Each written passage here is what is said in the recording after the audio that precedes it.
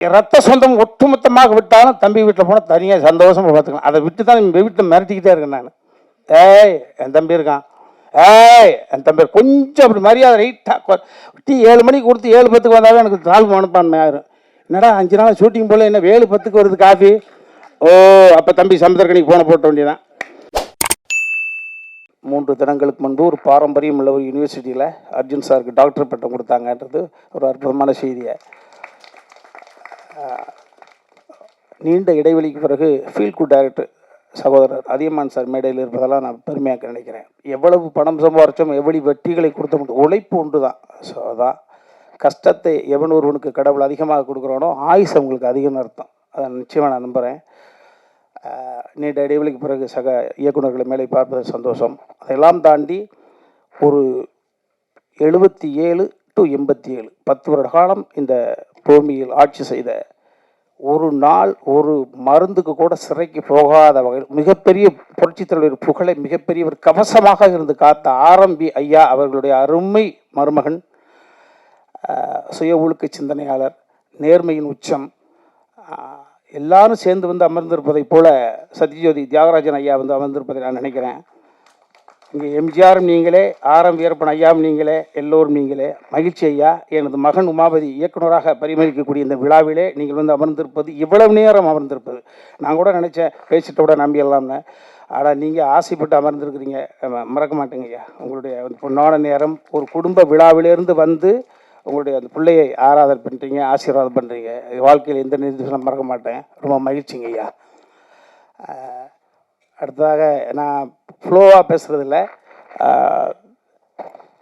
தம்பி சுரேஷ் காமாட்சி வந்து இந்த கதையை தம்பி வெற்றி குமரன் சொன்னதை போல் ஒரே சந்திப்பு 2 மணி நேரம் படத்தை எப்படி ஓட்டி ஒரு சந்திப்பில் காமிச்சேன். தம்பி அண்ணன் அடுத்து என்ன பண்ண போகிறீங்க? என்னப்பில் திரும்பவும் சொல்லுகிறேன், இது சபைக்காக கிடையாது. இந்த கதை உருவானதற்கான காரணம், நான் சின்ன வயசில் என்னை விட வயதில் மூத்தவர்கள், என்னை விட இந்த பூமியை முதல்ல பார்த்தவர்கள், அவர்கள்ட்ட பார்த்த உடனே, அது குறிப்பாக கிழவிகளாக இருந்தால் கிழவனாக இருந்தால் 10-12 வயசில் அருகில் அமர்ந்து சுருங்கி போன தசையை தடவி விட்டு அவருடைய வாழ்க்கையை நான் கேட்பேன்.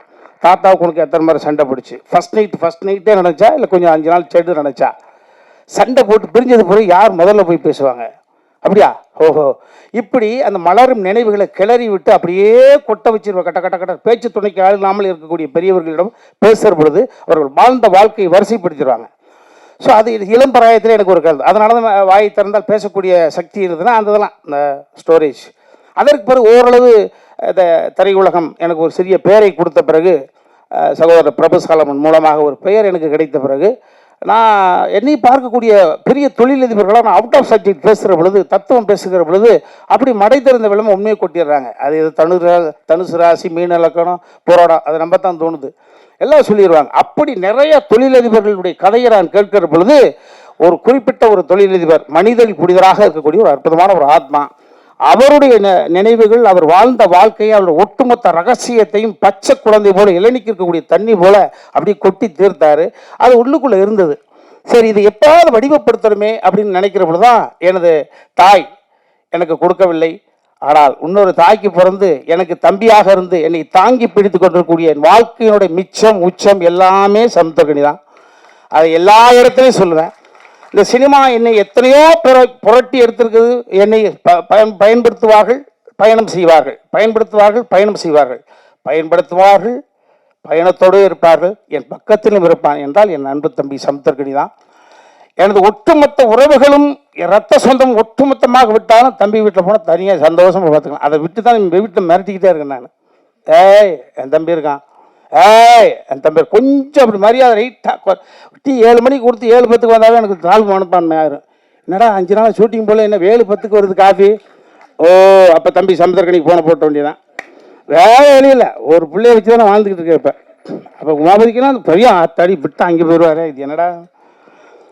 ஸோ அந்த மாதிரி சமுத்திரக்கனி யார் படைப்பார்? ஒரு குணச்சித்திர நடிகன் நல்லா நடிப்பார், எல்லாருக்கும் தெரிஞ்ச விஷயங்கள் தான். வினோதய சித்தம் என்ற ஒரு கதையை எனக்கு அவர் படைத்து போகிற இடம் வார இடமெல்லாம் என்னை கொண்டாட வைக்கிற பொழுது, எனது அன்னைக்கு சம்மதி சார், அர்ஜுன் சார் கூட சொன்னாங்க, என்ன நான் பெங்களூரில் உட்காந்துட்டு இருக்கேன், இது ஒரு படம் பார்த்தாங்களே சார். அதான் சார் வினோதய சித்தம். ஓ அப்போ தெரிஞ்சுக்கிட்டே பார்க்காமலே சார் பார்த்துட்டேன் என்று சொல்லிட்டார்.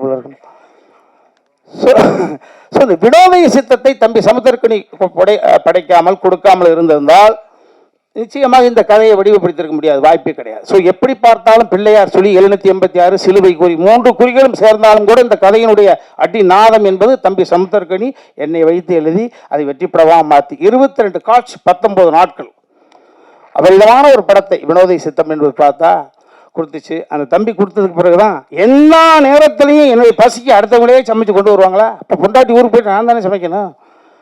அது இப்போ எனக்கென்று எப்பொழுதுமே ஒரு கதை வரும் என்று நான் மற்றவர்களை எதிர்பார்க்க முடியாது. நாமளே சமைச்சு சாப்பிடுமே இந்த கதையை சமைத்தேன். நல்ல உணவை கொடுத்த பிறகு நானே சமைத்து அந்த உணவை அந்த உணவை யாத்திரா கொண்டு ஷேர் பண்ணிக்கிறது பொழுது தம்பி சுரேஷ் காமாட்சி அவர்கள்ட்ட உருவானதற்கு முதல் காரணம் அவர், அது கதையானதுக்கு காரணம், அது காவியமானதுக்கு காரணம் என்பது தம்பி சுரேஷ் காமாட்சி தான் சொல்லுவேன். எல்லாமே நம்ம எல்லாருமே பிள்ளைகளுக்காக தான் வாழ்கிறோம். ஊடக சகோதரர்கள் சகோதரிகள் நீங்கள்லாம் எல்லாமே நம்ம பிள்ளைகளுக்காக தான் வாழ்கிறோம். ஏன்னா அந்த பிள்ளைகள் எந்த பிள்ளையுமே நம்மளை கேட்டுப்பார்கள். நம்ம சந்தோஷமாக இருந்தோம், எப்போ சந்தோஷமாக இருந்தாலும் உருவானான்னு யாருக்கு தெரியும்? உன்னை நான் எதிர்பார்த்து வளர்த்தேன். எதிர்பார்த்து எதுக்காக வளர்க்குறேன்? எதுக்கு எதிர்பார்த்து வளர்க்குறேன்? யாரும் ஏய் பெற்றுத்த வளர்த்த எதிர்பார்த்து வளர்த்துன்னு சொல்லக்கூடாது. 10 மாதம் அதையும் கூட நகைச்சுவைப்படுத்திருப்போம். என்ன 10 மாதம் உள்ளுக்குள்ளே இருட்டு, ஒரு ஃபேன் இல்லை, ஒரு லைட் இல்லை, பரண்டு படுக்க பெஞ்சு இல்லை, பேச்சு துடைக்க ஆள் இல்லை, அதை கூட நகைச்சுவை பண்ணியிருப்போம்.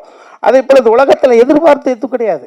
அவன் நம்ம கண்ணு முன்னால குழந்தைங்க ஸ்டடி ஆகிட்டாங்க அப்படின்னா அதுதான் இந்த பூமியில நம்ம 50 60 வயசுலையோ 70 வயசுலையோ 80 வயசுலையோ கண் மூடுகிற பொழுது நமது குழந்தைகள் இந்த உலகத்தில் தனியாக இருக்கிறார்கள், திறனாக அந்த நம்பிக்கை இருந்துச்சுன்னா அந்த ஆத்மா அமைதி படைக்கிறது. அமைதி அடைஞ்சா சொர்க்கத்துக்கு போகுது.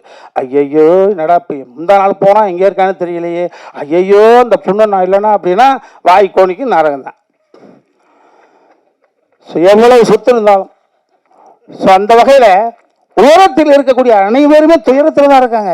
நிறைய பேர் பார்க்கறது எல்லா தொழிலும் அளவும் நாங்கள் கம்பீரம் ஏழை அப்படி நம்ம சரியான ஆளியா சூப்பரியா அப்படிங்கிறது நிறையா 95% உயரத்தில் இருக்கக்கூடிய அனைவருமே அது அதிகார ரீதியாக இருந்தாலும் சரி, பணம் படைத்து இருந்தாலும் சரி, அவர்களுக்குள் மிகப்பெரிய ஒரு கொடுமையான உணர்வு தவிச்சு தப்பி வெளியில் சொல்லாமல் அது என்னை பார்த்தவுடன் சொல்கிறாங்க. இந்த கதை நிச்சயமாக உணர்த்தாது, உணர வைக்கக்கூடிய வகையில் இந்த கதையை நான் தான் டைரக்ட் பண்ணு சொல்லிக்கிட்டு இருந்தேன். தம்பி சுரேஷ் காமாட்சி ஆசை இருக்குமா அப்படின்னு போர் தம்பி சுரேஷ் பார்த்துச்சு. அடே இனிமேல் புகழ வாங்கி ஃபர்ஸ்ட் ஷாட் 2 பேரும் கம்பைன் டைரக்டர் போடணும்னு நினச்சிக்கிட்டு இருந்தோம். தம்பி ஒத்துக்க மாட்டேன்ட்டான், உமா ஒத்துக்க மாட்டேன்ட்டான். அப்பா நான் உங்களுக்கு அசோசியேட்டாக பண்ணி கொடுக்குறேன். ஆனால் ஃபர்ஸ்ட் டே என்னடா நான் த்ரூட்டாக நடிக்கிறேன்டா, நான் ஆக்ஷன் கிச்சனாக மூஞ்சி கோடினும்டா, கொஞ்சம் நான் ஓய்வு எடுக்கிற அப்படியே 2 பேரும் நான் த்ரூட்டாக நடிக்க போகிறேன், தம்பி அண்ணனும் நடிக்க போது உனக்கு என்னடா பிரச்சனை? இல்லைப்பா டைவெர்ட் ஆகக்கூடாது அப்படின்ற கூட. இப்போ சுப்பிரமணியபுரம் என்ற ஒரு படத்தினுடைய விஷயம், சுப்பிரமணியபுரம் என்ற படத்திலே தம்பி நீ என்னுடைய மகன்றதுக்காக யாரும் பார்க்க மாட்டாங்க, உன்னோட தனித்தன்மை என்ன இருக்குது, அவன் தனித்தன்மை ப்ரூவ் பண்ணால் மட்டும்தான் அவன் மீது ஒரு ஒரு மரியாதை வரும். ஸோ அந்த வகையில் சுப்பிரமணியபுரம் என்ற படம் அந்த படத்தில் அவர் தானாப்பா டைரக்டரு, அப்போ ஹீரோ ஒத்துட்டாங்க. அப்போ தனித்தன்மை பொறுப்புணுவதற்கான ஒரு விஷயம் இதையெல்லாம் தம்பி சுரேஷ் காமாட்சி உள்வாங்கி அண்ணன் அழகாக பண்ணுது தம்பி, நீங்கள் ஒத்துக்க மாட்டேங்கிறான் தம்பி ஒரே நிமிஷத்தில் பேசி ஒர்க் அவுட் பண்ணி என்னை இயக்குனராக கொண்டு வந்திருக்காப்புல. அப்போ எனக்கு ஒரு மூத்த மகனோ அல்லது என்னை ஆளுமை கழிக்கக்கூடிய எனது அப்பாவோ இருந்திருந்தால் நான் சொல்வதை கூட என் பையன் கேட்க வேண்டிய அவசியம் கிடையாது, எங்கள் அப்பா சொன்னால் கேட்பாங்க. அதே போல் ஒரு தந்தை ஸ்தானத்திலிருந்து அவனை இயக்குனர் ஆக்கியிருக்காப்பா. ஆமாம், எங்கள் அப்பா இருந்திருந்தாருன்னா ஜெகநாதன் பிள்ளை இருந்திருந்தாருன்னு எதை செய்திருப்பாரோ அதை செய்திருங்கப்பா. வாட் எவர் இட் இஸ், உன் வாழ்க்கையில் நாங்கள் 2 தடவை கலந்துருப்போம். எவ்வளோ உயரத்துக்கு பாருங்க ஒன்று வயல் சென்றாலும் உனக்கு கடமைப்பட்டவனு சொல்லிட்டான். நான் சொல்லாமல் இருந்தது தான் சங்கடம், ரொம்ப மகிழ்ச்சி. ஸோ இந்த எல்லா தம்பிமார்களும் இந்த படத்தில் நடித்த அத்தனை நிறைய நிகழ்வுகள் இருக்குது, அதில் நாங்கள் ஷேர் பண்ணிப்போம். ஆமாம், மீண்டும் நான் சொன்னால் செயற்கையாக இருக்கும். இந்த படம் நிறைவாக வந்திருக்கு, எனக்கு பிடிச்சிருக்கு. ஆமாம், அது எனக்கு பிடிச்சிருக்குன்ற காரணத்தினால தான் இவ்வளோ நேரம் சிரித்த பாருங்க, முகம் நல்லா இருக்குது. என் மனைவி வந்திருக்காங்க. ஆமாம், எனக்கு வாழ்க்கையில் ஏற்ற இறக்கம் எனக்கு இனிமேல் அவள் தான். எங்கள் அம்மா இல்லை, எங்கள் அப்பா இல்லை. என் தாயாகவும் தந்தையாகவும் இருந்து பார்க்கக்கூடிய மனைவி தன் மகன் எனக்காக வரல, அதை திரும்ப சொல்கிறேன். அர்ஜுன் சார் எனக்காக வரல, அதையும் சொல்லி போடுறேன் நான். ஆமாம், இதெல்லாம் நிறையா சொல்லி பண்ணாமா. என் மனைவி எனக்காக வரலன்ற போது அப்புறம் என்ன உமாபதிக்காக தான் சிவமகனுக்காக தந்தையை தாய் வந்திருக்காங்க. அதே மாதிரி என் மகள் எந்த நிகழ்வுகளுக்குமே போனதில்லை. ஜஸ்ட் ஒரு கோல்டு மெடல் வாங்கின பிள்ளை. ஆமாம், அது வந்திருக்கு. என் மருமகன் மேலே உட்காந்துருக்காரு. அந்த வாய்ப்பு கிடச்சிச்சு. அவரையும் 2 சீல் நடிக்க வச்சுக்கிட்டோம். போட்டு லாக் பண்ணி வச்சிடணுமா இல்லையா? ஆமாம் ஆமாம். அதே மாதிரி எங்களுடைய இன்னொரு மகள், எங்கள் குடும்பத்துக்கு வந்த ஐஸ்வர்யம், பெரிய பெரிய கொடை, காலம் எங்களுக்கு கொடுத்த கொடை. ஒரு 6-7 மொழிகள் பேசக்கூடிய அளவுக்கு வல்லமை. புரட்சி தலைவி ஜெயலலிதா அம்மாவுக்கு பிறகு பல மொழிகள் பேசக்கூடிய சீதா பயணம் என்ற ஒரு படத்தில் அவங்களுக்காக வச்சு மிக பிரமாண்டமான படைப்பை, தனது மகளுக்காக ஒரு படைப்பை எடுத்திருக்காங்க அர்ஜுன் சார். ஆமாம், அவருடைய உடன்பிறந்த தங்கை அஞ்சனா பாப்பா வந்திருக்காங்க. இது ஒரு அற்புதமான குடும்ப விழா. அதை இன்னி பல வருடங்களாக பார்த்துருக்குறீங்க.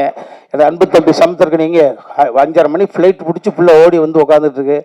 ரொம்ப மேலே சொல்ல மாதிரி எல்லோருமே நல்லவர்கள் மாதிரி, நல்லவர்களெல்லாம் சேர்ந்து ஒரு காரியத்தை செய்கிறோம். அது நல்லதாகவே நடக்கும். அந்த நல்லதை உங்களிடம் மட்டும்தான் நாங்கள் செய்வோம்.